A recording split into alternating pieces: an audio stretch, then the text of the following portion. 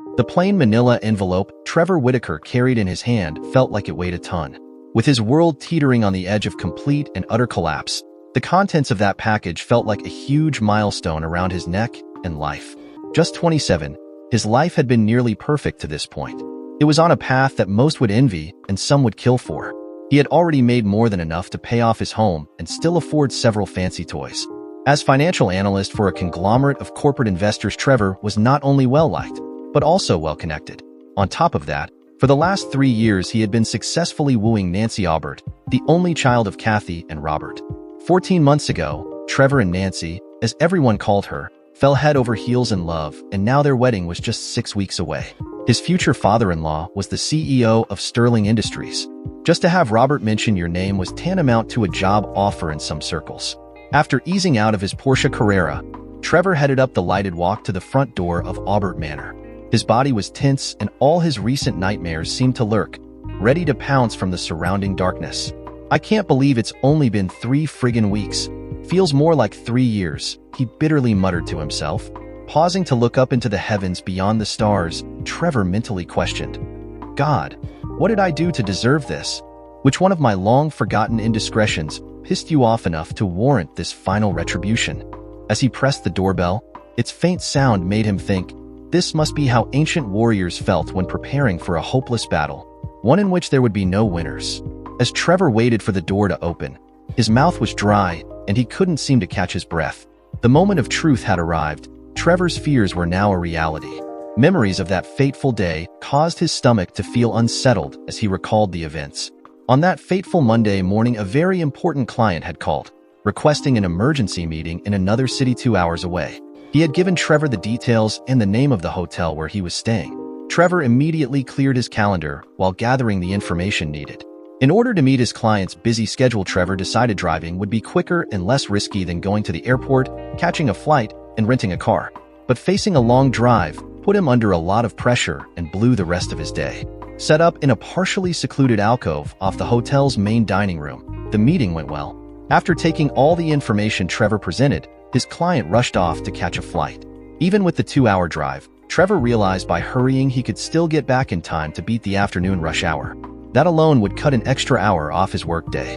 From where he sat, Trevor could see into the spacious, well-lit atrium in the main lobby.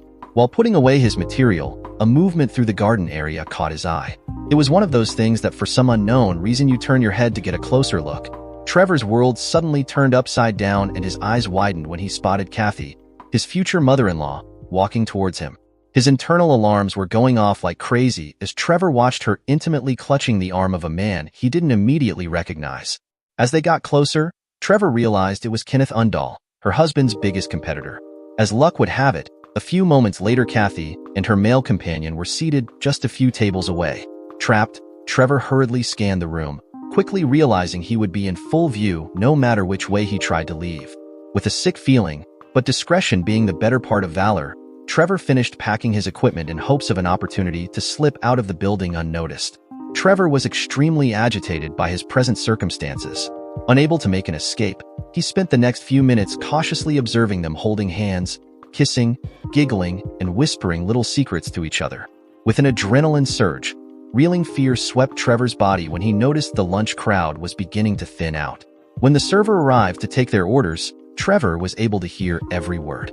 After the waiter walked away, Kathy almost cooed, "We still have a bit of time, baby, but let's hurry. Before I go home to my boring hubby, I need at least a few more of those special quivers that only you make me feel." Giggling nervously, Kathy glanced around. After being sure no one had been listening, she excused herself to freshen up. Kathy was out of sight before he decided it was time to make a move. Trying his best not to be seen, Trevor was silently praying while passing by their table. Suddenly aware that Kenneth was looking in the other direction, he took advantage of the situation, making a beeline straight for one of the entrances. Hurrying to his car, Trevor tossed his files in the trunk. After getting in, he locked the doors and just sat staring hopelessly at the wall in front of him. Trevor's pounding heart was reverberating in his ears like the sound of a steel rod beating on a kettle drum. The pressure was making his head feel like it was about to explode. Fraught with fear, Trevor questioned, "What the hell am I supposed to do now?" On the way home, all he could think was, "I am so damn screwed." Nancy peppered Trevor with fresh ideas from the previous weekend's bridal show. Even though he was sitting right beside her, she wasn't having any luck getting his attention. Unable to get Trevor involved in last-minute changes was making Nancy very frustrated. For the last few days, she had started to become very concerned over the persistent funk he'd fallen into. Trevor, please pay attention, honey. This is very important, Nancy pleaded. As he continued to drift in thought, Nancy's voice exploded with aggravation. Damn it, Trevor. Where is your head? You've been 1,000 miles away, ever since Tanya, Emily and I got back from the bridal show at Hilton Head. With her normally vibrant and bubbly voice slowly degenerating into a childish whimper, she added, every time I ask, you keep saying there's nothing wrong. But babe, you're scaring the hell out of me. Seeing the concern and frustration in Nancy's eyes, Trevor swallowed hard. I'm sorry, hon. Please believe me, you've done nothing wrong. It's just something I found out while having lunch with a client that could have severe repercussions. The problem is right now we don't need that. She leaned in close and cooed softly in his ear. I think we've both become too distracted with other issues, and we're losing sight of what is truly important. It's time to refocus on each other. What say, stud? Nancy asked while seductively and lovingly rubbing her hand from his chest to the nape of his neck. Trevor shuddered, melting into a puddle of quivering flesh as she playfully licked his ear, teasing him unmercifully. Suddenly, Nancy squealed in surprise as he lifted and set her on the kitchen table. As Trevor began making love to her, she jokingly teased, well, Aunt Wendy did smile when she gave us that sex begins in the kitchen book. Her ensuing giggle. Later that morning as his fiancée showered, Trevor was still struggling with his dilemma. I've got to try and straighten out this mess. I need some proof, something that will shock Kathy, maybe even get her to stop. That would be the easiest way to end this nightmare. After Nancy left to go shopping, Trevor made his decision and began checking the listings for private detectives. Selecting one, he called and made an appointment for later that day. In just 2 days, it would be exactly 3 weeks since life had so quickly and cruelly conspired against Trevor's happiness. He was overwhelmed by how life's wrecking ball of circumstances was poised to destroy his ideal existence. Trevor now found himself staring at what was evidently a stack of evidence that had just been placed on the conference table in front of him. He listened intently as the PI began to explain. The CD contains all the video and audio that we've been able to obtain between Kathy and her lover. The first envelope, marked photos, is just that, pictures of them in various locations. We caught them doing everything from talking to cuddling while dining, walking, or just sitting together.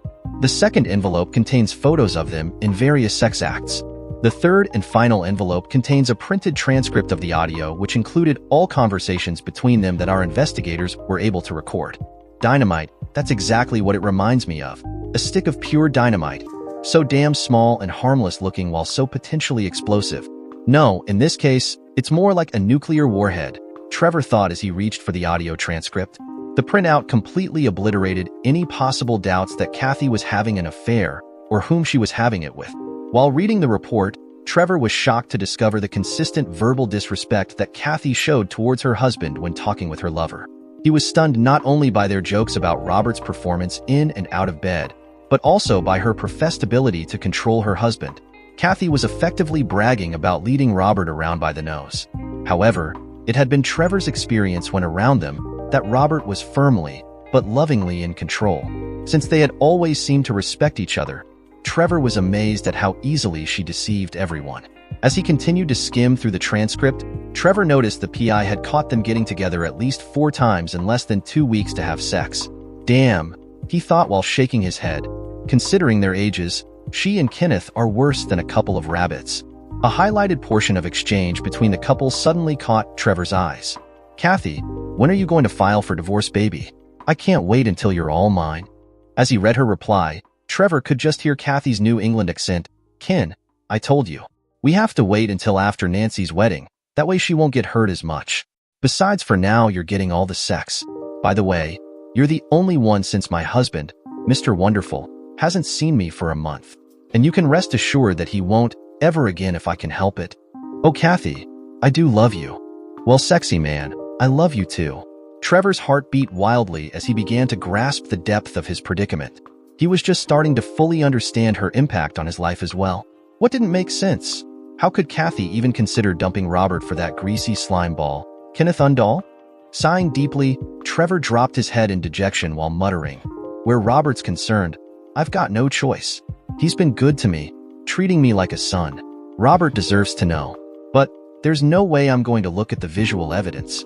I'd never be able to look Kathy in the eyes again. While fiddling with the clasp on the package, his stomach fluttered as he sat quietly thinking. I pray that by some miracle she and Robert can find a way to work this situation out. After thanking the PI, Trevor rose to leave. Walking to his car, he quietly conceded, "I'm screwed, just plain screwed." Later, while with Nancy, Trevor felt a desperate need to convey his deep love for her. He chose a special way with wine, food, and song at their favorite restaurant.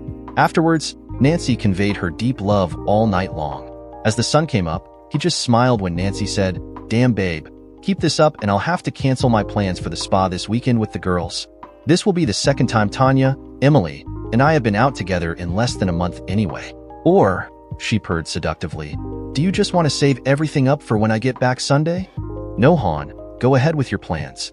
I can use the extra time to clear up a few loose ends before the wedding." Trevor couldn't tell her that he was relieved she was going to be out of town, as it would give him the perfect opportunity to unload his horrendous burden. Tired of dealing with it, Trevor had decided no matter what the consequences, it was going to be Robert's problem after this weekend. The following afternoon, he picked up the phone and made the call. "It's good to hear from you, Trevor. I've been meaning to call, but just hadn't gotten around to it yet," Robert said in a strong but strained voice. He nervously blurted out, "Hey Robert, I really need to talk to you. I was wondering, could we possibly get together sometime this weekend?" Trevor realized it wasn't his smoothest delivery and thought, so much for trying to stay relaxed. I have some things I need to discuss with you also," Robert stated. Then he inquired, "How about Saturday night for dinner? Kathy is going to be at her sister's this weekend to visit her family and some old friends. Isn't this also the weekend Nancy is going to the spa?" "Yes, it is, Robert," he enthusiastically responded. "So it'll only be us men," Robert replied. "Good, how about say around 6? Will that work for you, buddy?" "Sounds good to me," Trevor replied. "I'll see you then." "Good enough. I'll look forward to seeing you then," Robert affirmed. After they hung up, he sat thinking, "God, yes, let me get this over with quick as possible. It's just sad that it's always someone like Robert who gets dumped on." Even though it seemed strange, Trevor thought Robert sounded relieved that it would be just the two of them. He questioned, "I wonder if Robert already knows something? Maybe this isn't going to be that big of a surprise after all." But for now, Trevor had other urgent things on his mind. How Nancy would handle all this was another major concern at the moment. At that moment, waiting for the door to open, weeks of nervous anxiety had him feeling like he was about to explode. Trevor apprehensively said to himself, "Damn, this is going to be even more painful than I thought." Suddenly, he was jarred back to the present by the sound of a deadbolt as Robert opened the door. "Hello, Trevor, excellent timing. Why don't you go into the den and make yourself at home while I grab us a couple of beers?" Robert said. His mouth went bone dry as Robert's eyes suddenly flicked downward to the envelope.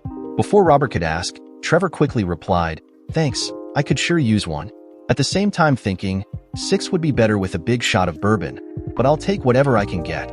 Glancing around the den, he could easily tell that Robert used the room for a home office.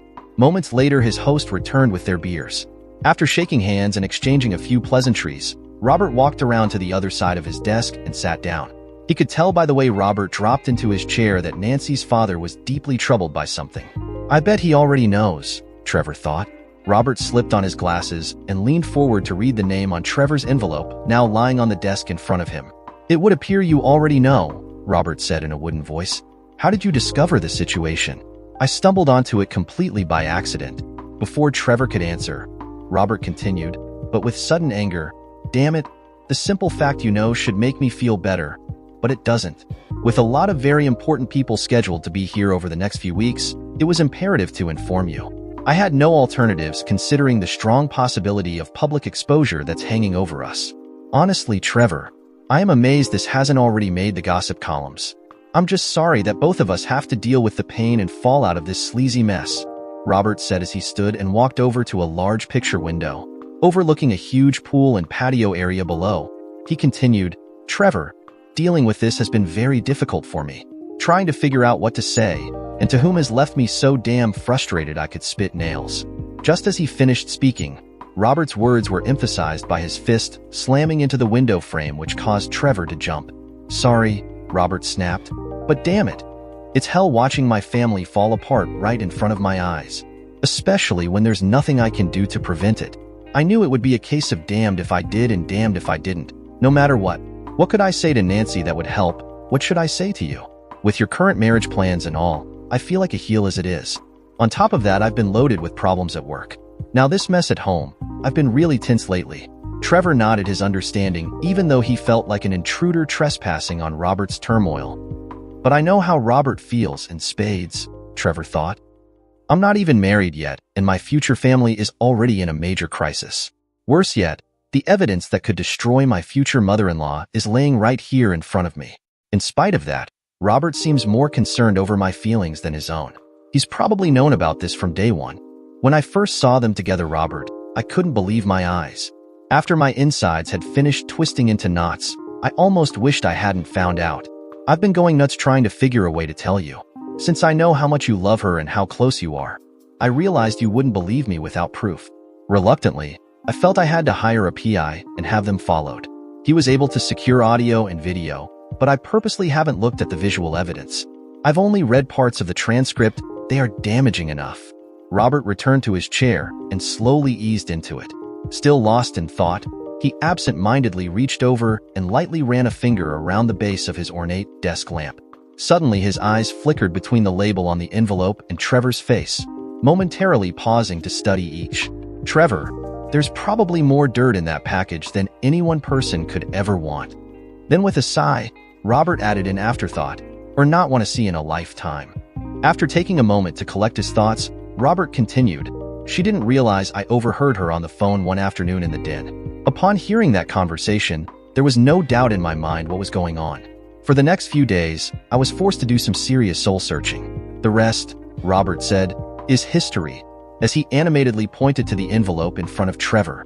Trevor, long ago I was told by a friend whose wife had an affair, if there is any chance for a reconciliation, don't look at the visual evidence. I didn't understand it then, but I think I do now. Robert continued, I don't want to look because no matter what, I could never face Kathy again. Plus I love my daughter and have too much respect for you. Trevor nodded as Robert finished, but looking confused stated, don't worry about me, Robert. How you deal with Kathy is your business. You do what you have to. A little befuddled, Robert replied, I have been terribly concerned about Kathy's reaction when she finds out what I know. But I've been waiting to spring it on her until I found out what you plan to do about Nancy. Bewildered, Trevor said, it's more a question of how Nancy wants to proceed than what I want. I love her. I'll do whatever she thinks is best. Robert replied, I am surprised at your attitude, although I can't disagree. After all, she is my daughter, my baby, my little girl, and always will be, in spite of what she's done. Sorry, Robert, but I have no idea what Nancy may have done to upset you. As Trevor picked up his package, he shook it for emphasis. I only know what Kathy and Kenneth Undall have been doing. Both men sat staring at each other briefly, their faces both masks of confusion. Robert went pale with understanding first. He backed away from Trevor's envelope like it was a poisonous viper.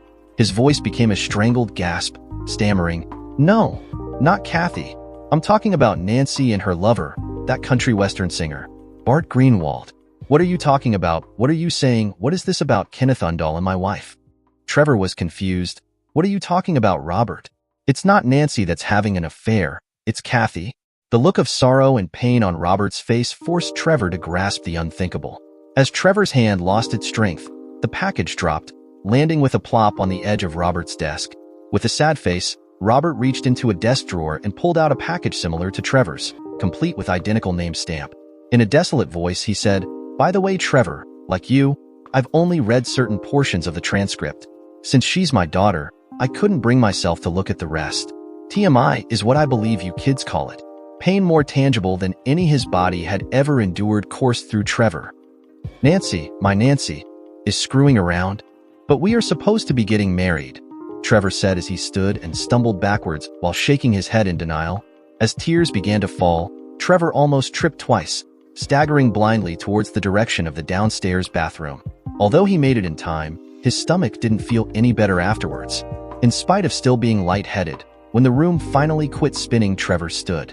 After splashing some cold water on his face and rinsing out his mouth, he reluctantly made his way back to Robert's office. Trevor found Robert just as he had left him, still sitting in his chair. Robert's eyes had a strange, wounded look as his appearance seemed to have aged years in just the last few minutes. "How long has this been going on?" Trevor asked while sitting back down. When he looked up, he could see that Robert was lost in the shock of his own thoughts and pain. "Damn it, Robert. How long has she been cheating behind my back?" Trevor demanded to know. "I overheard the phone conversation 3 months ago, Robert."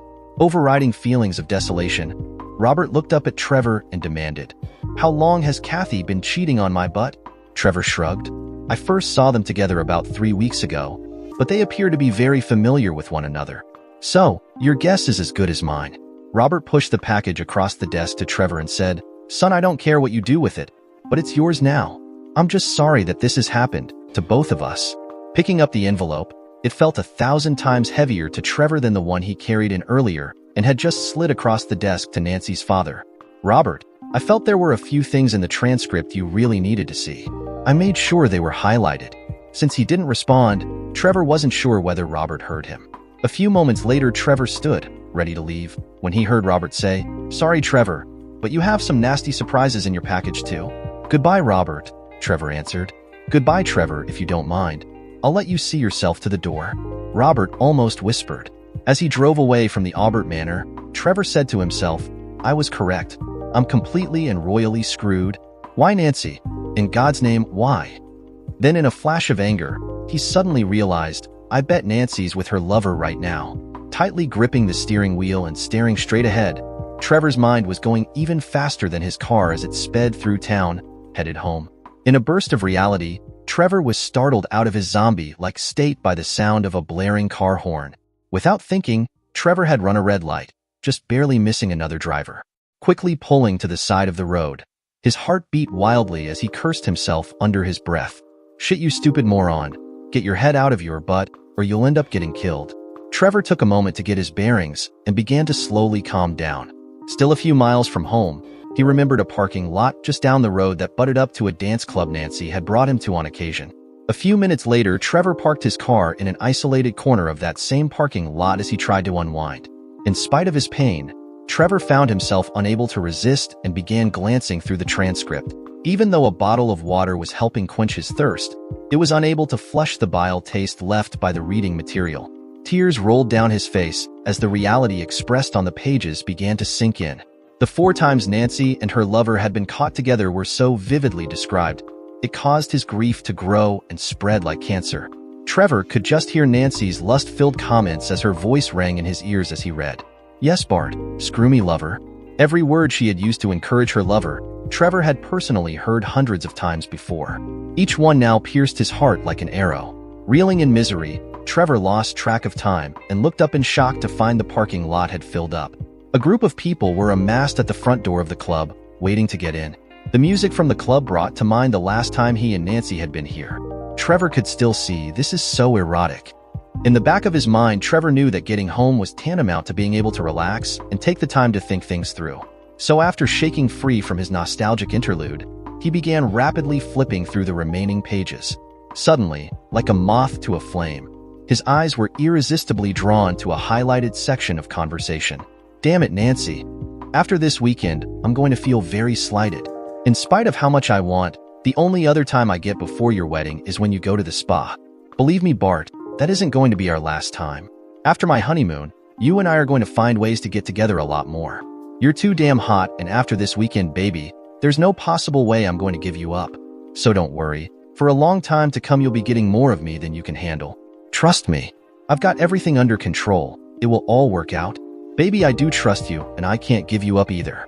Nancy, you're not only the sexiest, but also the most adventurous little hottie I've ever met." Giggling and laughter. "Oh, Bart, screw me, baby." The words began to blur as Trevor's eyes filled with tears just before they trickled down his face. With heart pounding in his ears, Trevor's breath became tortured gasps. As he stared unseeing at the cars parked around him, the transcript slid from his grasp.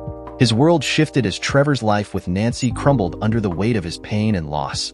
The picture-perfect life he lived up to this moment was crumbling all around him, like a sand castle being systematically ravished by decimating waves. "Why, Nancy, why?" Trevor repeatedly asked while rocking back and forth, slamming into the headrest. Trevor didn't know how long he had been staring into space when he noticed a movement near the club. Looking up, his eyes narrowed. The churning pain in his gut suddenly turned into a searing anger. Two of Nancy's very close friends, Tanya and Emily, were walking unsteadily from the club towards the parking lot. It just so happens that they were the very same two who were supposed to be with Nancy at that very moment. Not realizing Tanya had parked just a couple of rows over, Trevor watched in surprise as they approached. For a few brief seconds, he was unsure what to do while wondering, is Nancy with them and still in the club? After a night of dancing, the girls were arm in arm without a care in the world. Reaching Tanya's car, the two young ladies relaxed by leaning on the hood. As they joked and laughed when Emily motioned towards the club, neither noticed Trevor get out of his car. Obviously hearing footsteps on the gravel as he stormed towards them, both turned to face Trevor just before he got there. Caught by surprise, their eyes went wide with shock as Emily in an alcohol-slurred voice said, "Trevor, you are supposed to be with Mr. Reyesini." "What?" Tanya suddenly snapped, "Can it, which caused Emily to quickly cower as Tanya asked, "What can we do for you, Trevor?" Her tone was barely polite. Trevor stopped a few feet from Tanya, who he had never been very chummy with. Their relationship over the years would best be described as mutual toleration. But under the current circumstances, he could give a rat's but who she is or what she thinks. Staring at the two girls, Trevor's smoldering eyes finally locked on Tanya. "You seem to be missing somebody. Nightlife at the spa must have been pretty dull to spend 4 hours driving back here just to dance," Trevor retorted with a snarl. Emily's eyes grew larger as she blurted out, "Oh gosh, Tanya. He knows. I'm going to be sick." Shaking in open disgust, Trevor fought to keep under control. As his hands clenched into fist, he spouted through curling lips, "Knows why ever would you think I know anything, Emily? Oh, you must be referring to my precious Nancy and Bart Greenwald? Get in the car," Tanya ordered before turning to face Trevor. Looking him straight in the eye, she said, "I told Nancy flat out that I would not, I repeat not, lie for her. As you can see, she isn't here with us. So draw your own conclusions, but don't ask me any more questions, then I won't have to lie." Emily stumbled into the car as Trevor backed up so Tanya could do the same. Still seething, Trevor turned to go when Tanya unexpectedly rolled down her window and said, "Trevor, I'm sorry and Emily is too. But Nancy didn't go looking for this, it just happened. She never started out to do this on purpose, but it just got out of control. I know it doesn't make sense, but she really does love you." He waited for a few moments, then his shoulders dropped as he looked back. They knew his original rage had subsided when in a very tired voice, he replied, "I appreciate your candor, but it doesn't change a damn thing." Just as Tanya revved her engine, Trevor caught a brief glimpse of Emily dialing her cell phone before they peeled out headed for the exit. He could guess who she was calling. Suddenly feeling decades older than his 27 years, Trevor walked slowly back to his car. After getting in and starting it up, he pulled out into traffic and headed home. While pulling up to his house, Tanya's parting words came drifting back. "Nancy didn't go looking for this, it just happened, but got out of control. Was that supposed to make me feel better?" He wondered out loud. Whether it happened on purpose or not, she let this Bart guy have her and repeatedly went back for more. Suddenly remembering the transcript, he angrily railed. On top of that, Nancy then tells him they will get together after she's married. After turning off the ignition, Trevor stormed into the house. The first thing he did was double lock all the entrances and flip off the garage door opener. "No way is Nancy getting her little, but into this house again without going through me first," he viciously proclaimed. After checking his phones, Trevor didn't know why, but felt relieved that there were no messages on either yet. Well, one thing's for sure, now Nancy can not only do whatever she wants, but also whenever. Because as of this moment, she no longer has a fiancé. At least not one named Trevor, he tearfully snarled. Crawling into bed, Trevor lay there languishing in his own anguish. Why Nancy? For God's sake, why? He curled into a ball, just wanting the mind-numbing pain to stop. The feeling of aching emptiness was throwing his raw emotions into a cauldron of sheer, agonizing turmoil as they vacillated wildly between rage, pain, fear, and hopelessness. Trevor checked his cell phone one more time. Seeing there were still no messages, he snapped it shut in frustration. Certain she was with her lover, Trevor angrily spat. Well, it is difficult to talk with something in your mouth. Nancy came speeding down the street. She had been in a panic all the way home. Unintentionally, Nancy accidentally braked her car into a sideways skid, coming to a stop in front of Trevor's house. Her normally flawless makeup was a disaster from crying. but matched her red, swollen eyes. It was one of the rare times that looks didn't matter to Nancy. Her only concern was getting to Trevor. She tried to push her key into the lock several times without success. In growing frustration, Nancy sobbed, "Dear God, please let him be here," then pleaded, "Trevor, please," as her open palm pounded in panic against the deaf door. Turning to push the doorbell, she noticed her name in big red letters on an envelope tacked to the wood framing. In spite of her sudden desire to be somewhere else, her trembling hand slowly reached out and with steady pressure gingerly pulled it loose. Nancy paused for a moment to fight off her growing spasms of nausea and fear. Finally, she opened it and began to read. "Nancy, don't try your key. The locks have been changed. Forget the doorbell, I've already left. I will be at your parents' house later this afternoon if you want to talk. Trevor." After reading it several times, she stared at the door of what previously was going to be her future home. Sadly, she firmly suspected that it would probably never be part of her life again. Noticing that the curtains were open, Nancy looked into a couple of the windows to make sure Trevor wasn't home. The warmth from the good memories as she looked inside caused her to fall to her knees, sobbing. As Nancy unsteadily made her way back to her car, she kept looking over her shoulder at the door, praying and pleading for Trevor to open it and make everything all right. Her body, racked with convulsive sobs, Nancy collapsed over the steering wheel, wondering in grief, "What have I done? I've lost my heart and soul." In shock, she sat for a long time just staring at Trevor's house before finally starting her car and slowly driving away. At the very moment Nancy was reading Trevor's note, he was sitting in a restaurant across town, his face drawn and etched with sorrow. Unable to taste a thing, Trevor was forcing himself to eat as he mechanically picked at his food. Trevor's emotional whirlwind of the last few days had left him completely drained, and he sat lost in thought, staring out the window. Even though it was a late spring day filled with bright sunshine, it felt bleak and cold to him. Although Nancy's affair had fractured their relationship, its final desecration was her desire to be with her lover after the honeymoon. Knowing in his heart what had to be done didn't make Trevor's pain any less intense. For the first time in his life, he knew what people meant when they said, "I just want to die and get it over with." The experiences of life told him that time would work miracles, albeit slowly. All Trevor could do now was wait patiently in the wake of time's relentless rebirth, praying that when his new life arrived, the old one, along with its pain, would be completely gone. Glancing up at the clock, he listlessly grumbled, 1:15, damn. Only 5 minutes later than the last time I looked. Trevor received his first surprise after arriving at the Aubert Manor, when the door opened before he could even ring the bell. "Tanya," Trevor said, as he addressed his second surprise. The young woman standing in front of him nodded slightly as she bowed her head. Tanya's eyes refused to meet his as she informed him. With her folks in an uproar along with everything else, Nancy needs all the support she can get. That's the reason I'm here. Nancy's in the garden. She's been waiting for you. Nobody will bother the two of you there. While heading for the back door, Trevor heard his future ex-father-in-law's angry voice blaring through the hallways. "Robert has too much energy," Trevor thought as he realized. "I'm too damn tired to get that worked up." Trevor found Nancy standing on a grassy knoll overlooking the lake behind the manor. Even from a distance he could tell she was crying, and for a brief moment felt a tremendous urge to try and comfort her.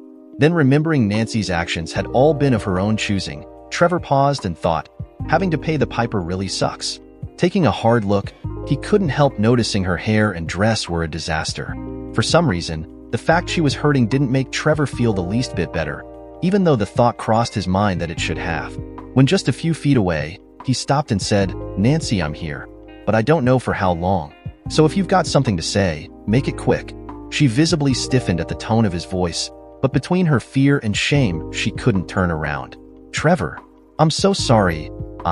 Her voice suddenly faltered and her shoulders slumped as Nancy's sobbing face fell forward into her open palms. Seeing her like this was putting him through an emotional ringer. Even though Trevor still loved her deeply, Nancy's betrayal had destroyed the pillars of that love.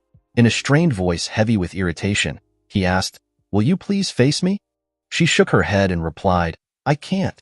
I'm pretty sure what I did was beyond anything either of us would have ever dreamed I was capable of doing. Just knowing that my stupid, foolish actions have destroyed what we had together makes it too difficult for me." Nancy sobbed, "It may be more of my selfish behavior, but I love you too much. I would do anything if I could make this up to you. But through our love, I have come to know you too well." From the pain in your voice, I can tell that your heart, big as it is, has been crushed. Slowly, she quit crying and said, Trevor, I didn't start out to cheat on you, and I won't offer any stupid excuses now. It all started with the simple fact that Tanya, Emily, and I had a habit of visiting different dance clubs over the past year. About 6 months ago, Emily met a band member who was performing at a country and western nightclub where she enjoyed the music. His band wasn't a headliner, but they were local stars in their own right. When I first met Bart, their lead singer and bass guitarist, I made sure to explain I was very engaged, and in the beginning I acted accordingly.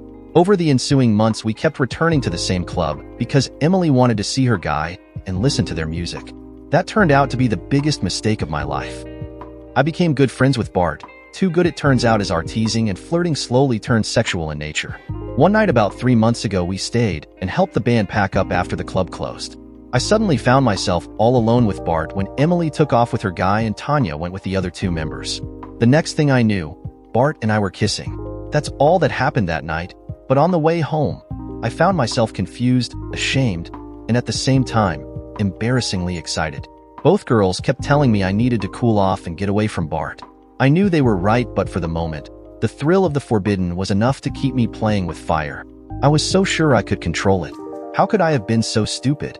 Anyway, about 2 months ago, I crossed that line of no return by finally allowing myself to become sexually involved with Bart. We've met 5 times, including the weekend I was away, but never at any of our places, the places you and I go. Before you ask, this wasn't about him being better than you or more capable of satisfying me, which he wasn't, by the way. It was more like a high school crush, and I made the mistake of allowing the infatuation to turn into lust that evidently became too irresistible. Please don't ask me the details. I'll tell you if you really want to know, but it just makes me sick to think about it now. Trevor, I just want you to know that I'll regret every minute of this for the rest of my life. It has not only cost me, but also hurt what I love most, you. He had been taken aback by the strange sound of finality in her voice, deep, mournful like the forlorn cry of a distant seagull. Her voice had sounded almost mechanical, as if she were reading off a teleprompter. But from what Trevor was able to recall of the PI's report, Nancy's confession rang true. Suddenly it dawned on him. Her methodical delivery was not to downplay the situation, but to get through it without a meltdown. Trevor realized everything she just said is tearing her up emotionally. He watched Nancy shiver as she wrapped her arms around her body in what appeared to be a physical attempt to actually hold herself together. With that thought, Trevor felt a rush of sympathetic tenderness, which he immediately suppressed, replying, Nancy, I think you already know the wedding and the engagement are off, at least for the time being. We need some time apart, and please, no contact of any sort until I get my head around this. It may take a while, and it will only get worse if you try to pressure me into making a quick decision. Right now you would lose. As Trevor finished speaking, she began to sob in earnest, and her body convulsed with the spasms. He waited for her to regain her composure before asking, one last question, Nancy. Why? After fighting a losing battle to keep her tears at bay, she replied in a breaking voice, Trevor, that's the one thing I haven't been able to figure out. All I can say is that I went out with friends and let everything get out of control. I've been so guilt-ridden that I couldn't live with it anymore. Tanya and Emily thought I had gone to the spa this weekend just to be with Bart, but I only went there Friday night to break it off with him. Before he even got out of his car, I told him to go away and leave me alone. He threw a fit and made a big scene, calling me all kinds of names, telling me I was a tease, and cussing me for wasting his time. I spent the entire weekend alone, thinking about you, us, and our future. If you want to confirm what I've said, all you have to do is call the spa. They had to get the police there before he would leave. On my way home this morning, I turned my cell on and saw there were several messages from Tanya and Emily. I knew my world had ended, and I almost wrecked when I heard Tanya say, Oh, Nancy, Trevor knows it all. He knows everything. Believe it or not, Trevor, I love you dearly and always will. But by betraying your trust, I made a mockery of that love.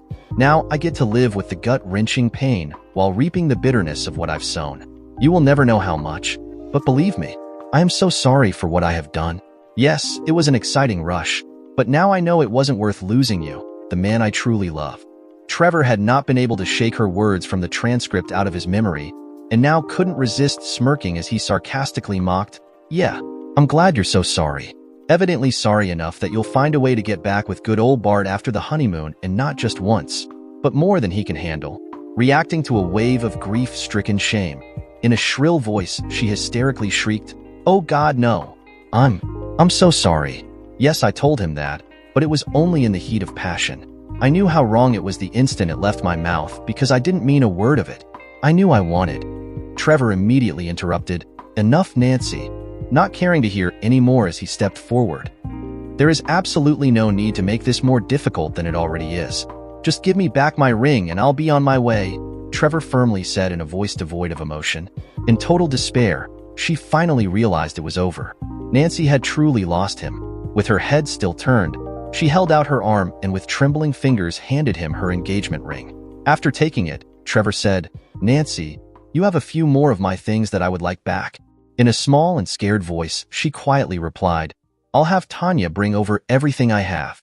If you don't mind, I need to get my things from your house. If you want, you can sort through them first." He replied softly, "That's fine, Nancy. Just leave a message on my cell, and I'll have someone at the house when you're ready." She nodded, quietly weeping. In the ensuing silence, the short distance between them turned into an impassable gulf.